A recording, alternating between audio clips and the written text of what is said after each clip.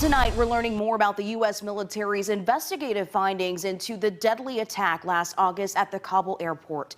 Around 170 Afghans and 13 U.S. service members died in that attack, including a Logansport native. CBS 4's Courtney Spinelli spoke with the family of Marine Corporal Humberto Sanchez. Based upon our investigation at the tactical level, this was not preventable. More than 5 months after a deadly bombing outside the Kabul airport, investigators publicly revealed detailed and graphic findings into what happened after sharing with the families of the U.S. service members killed. The Department of Defense sent a colonel to my house last week to bring us in person the findings, the final investigation. 22-year-old Logansport native U.S. Marine Corps Corporal Humberto Sanchez was killed in the blast outside of Abbey Gate.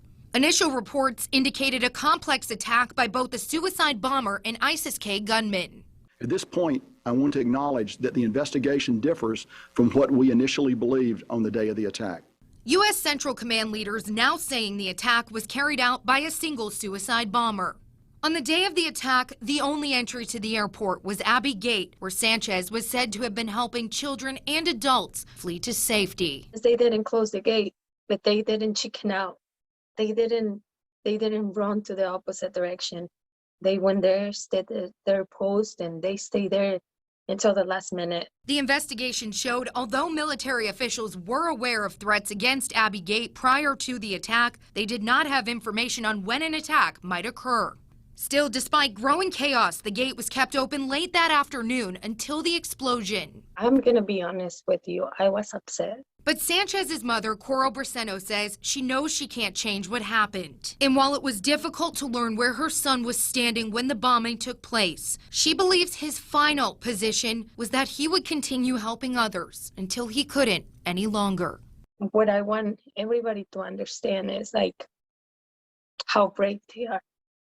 Not just the 13, all of them. Including the brave men and women who made it home to U.S. soil. She hopes every day people continue to recognize their sacrifices and work to honor those who didn't make it, like her son, who she misses so very much.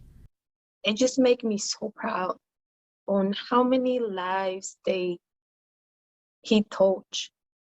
Courtney Spinelli, CBS 4 News.